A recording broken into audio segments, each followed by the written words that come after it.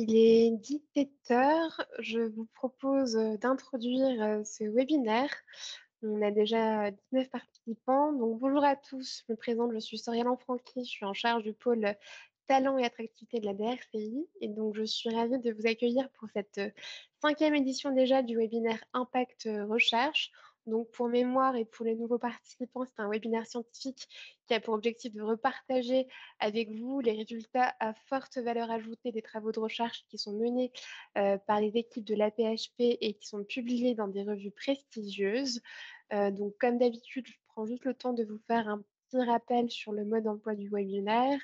Il se décompose en 2 fois 30 minutes avec 2 intervenants. Chaque présentation dure environ une vingtaine de minutes, 15 à 20 minutes avec 10 à 15 minutes de questions-réponses.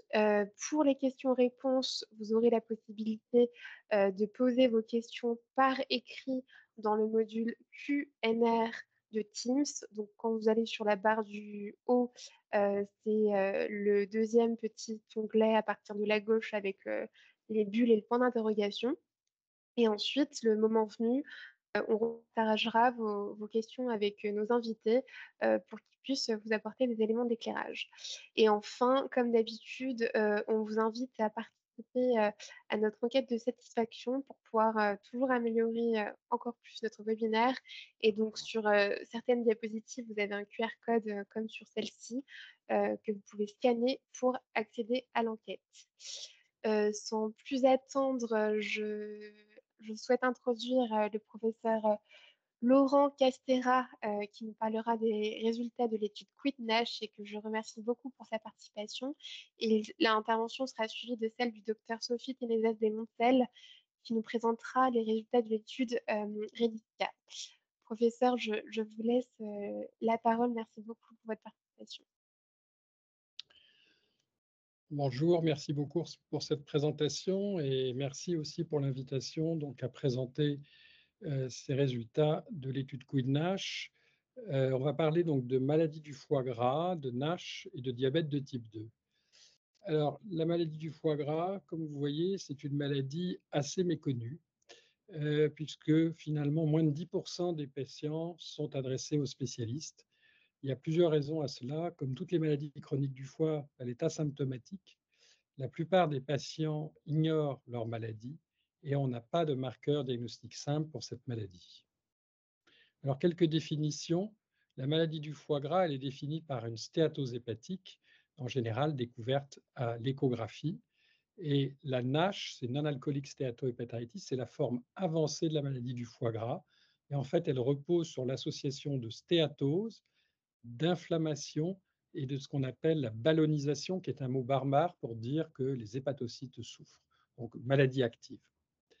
Alors, en fait, c'est important ces définitions parce que vous voyez que par rapport à un foie sain, quand on évolue vers une stéatose, l'apparition de la NASH est vraiment un tournant évolutif dans l'histoire naturelle.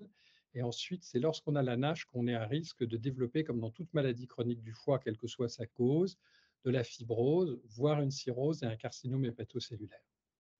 Alors juste, vous voyez, pour vous illustrer, ce sont des lames de biopsie. Vous voyez que le foie normal, c'est rose.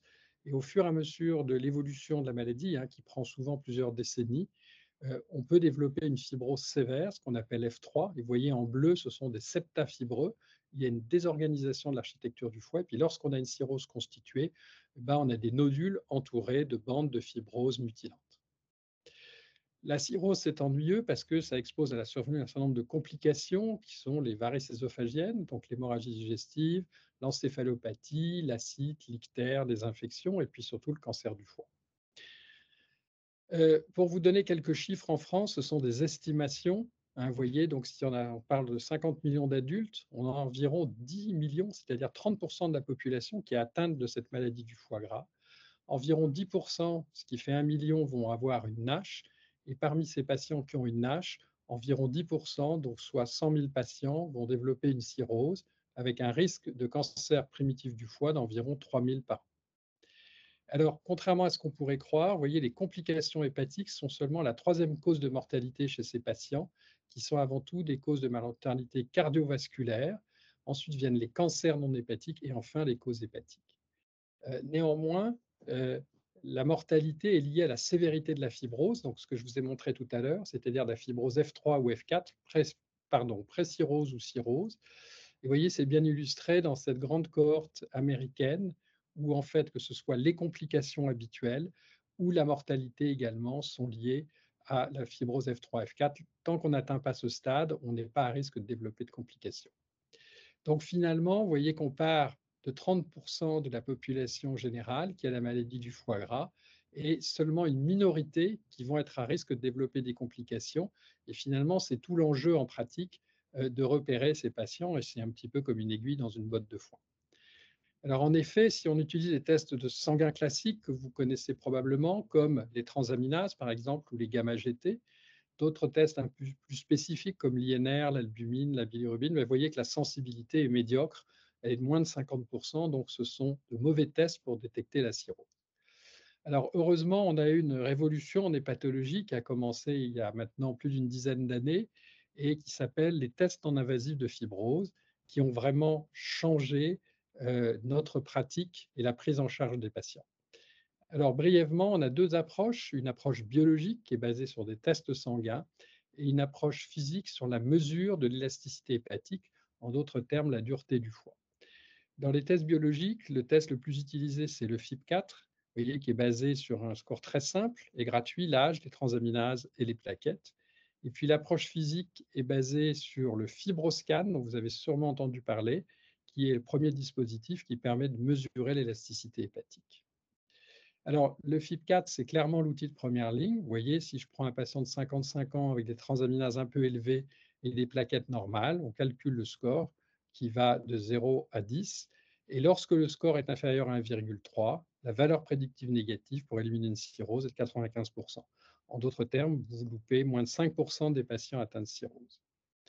Le FibroScan, vous voyez, cette table un peu compliquée montre les avantages par rapport aux autres techniques, mais clairement, c'est la technique de choix qui est très largement disponible. Cet examen est de point of care, c'est-à-dire qu'en 5 minutes, on peut faire le diagnostic de cirrhose en mesurant l'élasticité du foie qui va de 2 à 75 avec une normale à 5 et au-delà de 10, il y a une maladie chronique du foie. Alors, finalement, la plupart de ces patients atteints de maladie du foie gras sont vus en médecine générale et on considère qu'il y a des risques facteurs bien établis qui sont l'âge, le diabète de type 2, on va y revenir, l'obésité, plus généralement le syndrome métabolique. Et chez ces patients, en fait, la probabilité d'avoir une fibrose sévère, vous voyez, elle est assez faible, elle est inférieure à 5%, alors que dans nos services, elle est beaucoup plus élevée à 20 ou 30%. Donc les outils en fait qu'on va utiliser vont différer. Et clairement, les recommandations actuelles sont de commencer par un test très simple, le FIB4. Si le FIB4 est inférieur à 1,3, le patient n'a pas besoin de voir un spécialiste. En revanche, s'il est au-dessus d'1,3, il faut qu'il voit un spécialiste et faire un fibroscan. Alors ça, c'est l'algorithme, le premier qui a été proposé par la Société savante européenne, l'EASL, vous voyez, en 2021, donc il y a 3 ans, et qui est résumé par ce que je vous ai dit, le FIB4, s'il est à risque bas, c'est-à-dire inférieur à 1,3, il faut entreprendre des mesures hygiéno-diététiques. Il n'y a pas besoin de voir un spécialiste et on peut retester 1 à 3 ans après. Dans le cas contraire, il faut faire un fibroscan et là encore, si les valeurs sont inférieures à 8 kPa, on revient à la situation de départ. Au-dessus, on peut discuter un autre test ou éventuellement une biopsie, mais en tout cas, ça doit être une prise en charge spécialisée. Alors la bonne nouvelle, c'est que suite à la publication de ces recommandations, vous voyez qu'il y a des recommandations de la Société de gastroentérologie américaine, hépatologie américaine et également d'endocrinologie qui vont tout à fait dans le même sens. Donc ça, c'est une très bonne chose d'avoir des recommandations alignées parce que ça veut dire que c'est ce qu'on appelle le standard of care.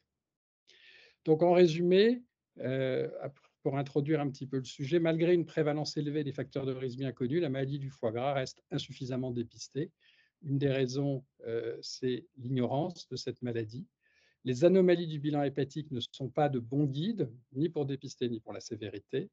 Et il faut en fait repérer les patients ayant une fibrose avancée, c'est-à-dire F3, F4. C'est eux qui vont développer des complications.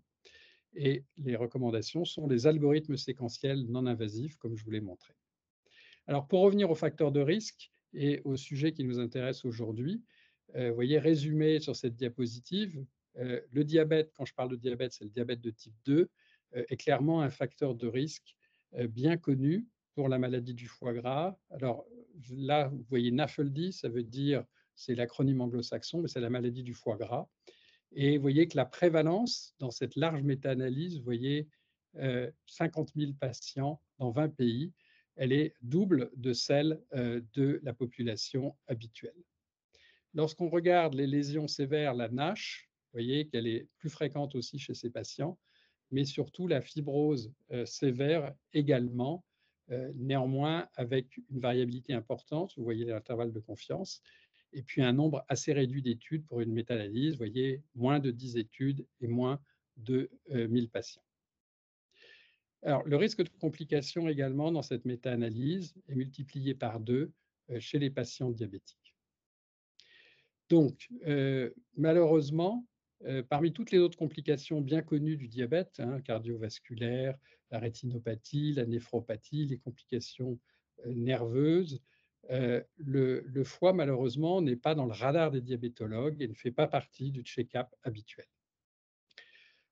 Par ailleurs, il est important, vous voyez, de faire le diagnostic de cirrhose parce que lorsqu'on traite les patients diabétiques, s'il existe une cirrhose, les traitements disponibles, ça va compliquer l'utilisation de ces traitements. En effet, si la cirrhose est décompensée, c'est-à-dire qu'il y a des complications, la plupart des traitements, comme par exemple la metformine ou d'autres traitements, ne peuvent pas être utilisés et le seul traitement à ce moment-là devient l'insuline. Dernier point important aussi, on a des traitements, notamment ce qu'on appelle les agonistes de GLP-1, qui sont très largement utilisés en deuxième intention après la metformine chez les patients diabétiques, pour lesquels, là, il s'agit d'une étude de phase 2, vous voyez, publiée il y a 3 ans, qui montre un bénéfice en termes de résolution de la NASH chez les patients atteints de maladie du foie gras et de NASH. Donc en résumé, la plupart des diabétologues sont encore peu sensibilisés concernant la NASH et également les méthodes non invasives de fibrose que je vous ai présentées. Et finalement, la plupart des patients diabétiques qui ont une maladie du foie gras ou une NASH ne sont pas diagnostiqués actuellement et ne sont pas adressés aux spécialistes et leur prise en charge n'est pas optimale. Voilà, donc l'introduction était un peu longue, mais je crois que c'était important de vous donner le contexte qui nous a conduit au projet QuidNASH. Donc, il s'agit d'un RHU grand emprunt et vous voyez, qui résume un petit peu la situation quand on a commencé en 2018. Il y avait plusieurs étapes, vous voyez, qui pouvaient être des prises de sang, des examens, les pathologues, une biopsie hépatique, donc une procédure assez longue qui pouvait prendre 1 an. Et l'idée, c'était d'essayer de raccourcir ce délai et de venir avec une biopsie virtuelle, entre guillemets, pour que les patients vus en endocrinologie puissent voir les pathologues. Donc, vous voyez que ce projet est un projet d'envergure qui a inclus de nombreux hôpitaux de la PHP, Beaujon, Lariboisière, Cochin, l'HEGP à Vicenne.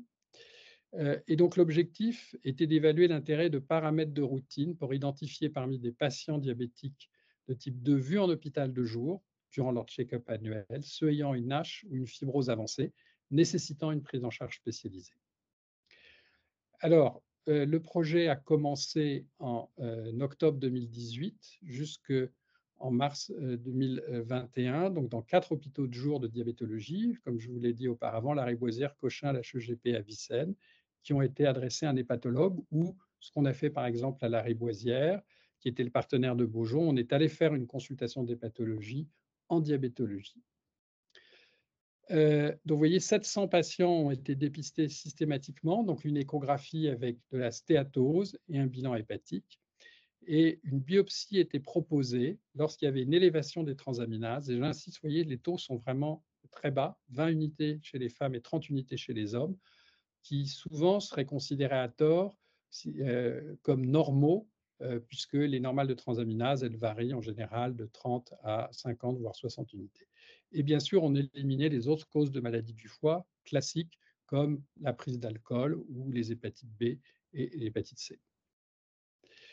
Alors, On a screené initialement donc 1 159 patients, 713 ont été envoyés, à l'hépatologue. En fait, d'autres causes de maladies du foie, vous voyez, étaient retrouvées dans à peu près 32 cas, d'autres, comorbidités qui ne permettaient pas d'aller plus loin et puis finalement l'indication de la biopsie n'a pas été retenue chez 243 patients, elle a été proposée chez 415. Et parmi ceux chez lesquels on l'a proposé, forcément, il y en a qui n'ont pas accepté, environ une cinquantaine, et la biopsie a été effectuée en tout chez 360 patients. Ensuite, il y a eu une relecture centralisée par, Pierre Bedossa, qui est un anatopathologiste expert et finalement, elles ont été jugées adéquates, donc dans 330 cas. Alors c'est, les caractéristiques de ces patients que je vous présente, qui sont des caractéristiques, tout à fait, habituelles chez les patients atteints de NASH et de diabète, pardon. Vous voyez donc plutôt une prédominance d'hommes, presque la soixantaine, avec un IMC, un index de masse corporelle à 32, une majorité de patients avec des facteurs de risque, obésité, vous voyez presque 70 hypertension artérielle également, dyslipidémie aussi chez la majorité, un diabète évoluant depuis une dizaine d'années, avec 2 tiers des patients ayant au moins une complication microvasculaire, le plus souvent une rétinopathie, une néphropathie, et sinon 20 ayant une complication macrovasculaire, cardiovasculaire. Alors voilà les premiers chiffres déjà. Donc la NASH était présente chez 2 tiers des patients, 58. Vous voyez les différents stades de fibrose. On avait 10 de patients avec une cirrhose. Je vous rappelle que c'est des patients tout venant, hein, qui viennent faire le check-up annuel en diabétologie, qui étaient complètement ignorants de leur maladie et environ 38 donc beaucoup plus élevé que les chiffres que je vous ai montrés, hein, de l'ordre de moins de 20 avaient déjà une fibrose avancée F3, F4 nécessitant un suivi. Quand je dis un suivi, bah, c'est un dépistage du carcinome hépatocellulaire par une échographie 2 fois par an et également éventuellement la recherche de signes d'hypertension portale. Alors comment ça se compare avec la littérature? Bah, il n'y a pas beaucoup de séries dans la littérature, c'est une série assez unique et originale. Il y a une autre étude américaine en Californie à San Diego.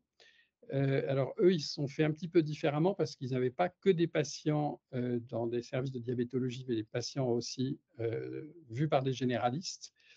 Et en fait, ils ont fait des biopsies chez 1 tiers de leurs patients et vous voyez qu'on retrouve exactement les mêmes chiffres, 60 de NASH et fibrose avancée dans 30 une cirrhose dans 10 des cas. Donc tout à fait concordant dans une population américaine où la prévalence d'obésité est beaucoup plus importante.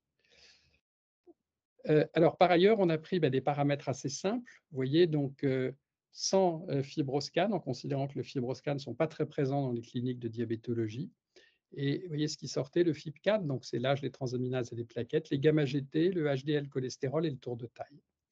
Quand on le met en pratique, vous voyez un patient typique qu'on voit, finalement, on calcule, vous voyez, le score sur les paramètres que je vous ai montrés. Finalement, avec une application en ligne, on obtient un risque et par exemple, chez ce patient, le risque d'avoir une fibrose F3 ou F4 est de 90. Donc il faut adresser ce patient à l'hépatologue, ce qui a été fait et vous voyez la biopsie hépatique, conclut effectivement qu'il y a une cirrhose active. Si on a la chance d'avoir un FibroScan, hein, qui sont présents dans tous les services d'hépatologie, mais pas en diabétologie, vous voyez que l'algorithme il est encore plus simple, c'est élasticité hépatique, pardon, FibroScan, FIB4 et HDL cholestérol. Alors si on regarde en résumé, en fait, vous voyez que si on utilise seul le FIB4, on classe bien à peu près 30 des patients. On améliore les choses lorsqu'on rajoute les paramètres métaboliques, gamma-GT, HDL et tour de taille, 45 et c'est significatif. En revanche, lorsqu'on utilise le FibroScan seul, on classe beaucoup mieux les patients, presque 60 et le fait de rajouter le HDL et le FIB4 n'améliore pas tellement le nombre de patients bien classés. Donc, je vais avancer à la suite du topo pour rester dans les temps. Alors, la nouveauté dans cette maladie, hein, qui était orpheline de traitement depuis des années, c'est l'approbation d'un traitement. Cette année, il y a 2 mois, vous voyez, ça c'est la phase 3 positive qui a été publiée dans le New England. Et l'approbation par la FDA de ce médicament, le resmetirom, commercialisé sous le nom de Resdifra aux États-Unis depuis le début du mois. Et ce qui est important, c'est pour ça que je l'ai souligné, c'est que le label n'inclut pas le recours à la biopsie. Donc, ce qui veut dire que les tests non invasifs vont permettre de sélectionner ces patients. Alors, c'est les patients à traiter, c'est les patients donc, qui ont une NASH et qui ont une fibrose au moins F2, F3 ou F4. Plusieurs scores ont été proposés dans les scores non invasifs. Le score FAST, donc lui, il utilise le fibroscan, les transaminases et le CAP qui quantifie la stéatose, avec deux seuils. Je ne vais pas rentrer trop dans les détails. Et vous voyez en fait comment ça marche. On a un seuil inférieur où on peut exclure avec une certitude assez grande, un seuil supérieur où la valeur prédictive positive est de l'ordre de 70%, et puis un score indéterminé, là où on ne peut pas classer les patients et où il faut faire une biopsie. D'autres scores ont été proposés. Le MAST, c'est la même chose, sauf qu'on utilise l'IRM à la place du fibroscan. Et le MEFIB, c'est du FIB4 et de l'IRM. Alors, je ne veux pas vous assommer avec des chiffres. En fait, ce qu'il faut regarder sur ce tableau, finalement, en pratique, c'est des patients bien classés avec ces différents scores. Ça, c'est des études originales. Et vous voyez qu'on va de 57 à 72%. Et puis, il y a un dernier test qui a été proposé plus récemment, qui s'appelle le FNI. Donc là, on utilise les transaminases, le cholestérol HDL et l'hémoglobine glyquée, donc des paramètres très simples qui peuvent être utilisés en médecine générale. Dans notre cohorte, en fait, on a comparé ces différents tests pour justement diagnostiquer des patients qui pourraient potentiellement bénéficier d'un traitement. Et vous voyez, lorsqu'on fait des courbes ROC et qu'on compare les différents tests, bah, en fait, les tests FAST et MAST faisaient mieux que les autres pour distinguer ces patients. Mais plus intéressant, en fait, ça revient à ce que je vous ai montré tout à l'heure, quand on regarde les patients bien classés, vous voyez, pour les différents scores, FAST, MAST, FNI, MEFIB, à droite, vous voyez que là, le MAST classait beaucoup mieux les patients, presque 70% par rapport aux autres. Et la raison, c'est qu'en fait, la zone grise, vous voyez, est beaucoup plus réduite par rapport aux autres tests. Mais en fait, ce qui est important, c'est que finalement, quand on adapte les seuils à la population, là, on a pris les seuils originaux, bah, vous voyez qu'en fait, ça change la donne puisque finalement, c'est l'autre score, le FAST, qui classe mieux presque 60% des patients versus les autres, juste parce qu'on a adapté les seuils des scores à notre population. Et ce qui est résumé sur cette diapositive qui fait donc l'objet d'une publication dans le Journal of Pathology qui est sous presse de la cohorte, de la suite de la cohorte Queen-Nash.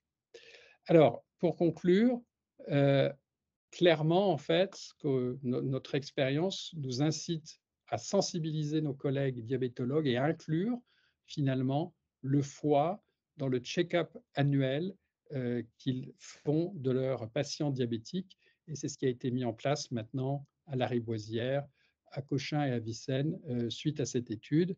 Et vous voyez que dans ce point de vue publié récemment dans le Lancet Gastro-Hépato, c'est un groupe international qui va dans le même sens pour faire un test de liver health chez tous les patients diabétiques de type 2. Donc, ce qu'on a pu apprendre dans cette étude, bah, c'est que la collaboration entre diabétologues et hépatologues est capitale pour nos patients. Et avant de terminer, je voudrais remercier bien sûr tous nos partenaires. Vous voyez, il y avait de très nombreux partenaires, outre bien sûr la PHP et l'Université de Paris, mais également l'INSERM et d'autres partenaires. Et puis finalement, tous les participants. Et avant de terminer et de répondre aux questions, je voudrais en particulier remercier bien sûr tous nos collègues diabétologues, mais également Dominique Vallat, qui a été le porteur de cette première vague de RHU et sans qui on n'aurait jamais pu faire cette étude. Voilà, je vous remercie pour votre attention et je suis prêt à répondre à vos questions. Merci beaucoup, professeur, pour cette présentation. Nous avons pour l'instant deux questions d'Élodie. Alors, je vous en fais part. Pour la comparaison des scores FAST, MAST, etc., est-ce que cette comparaison a été faite sur les mêmes patients pour tous ces scores ou une cohorte de patients par score?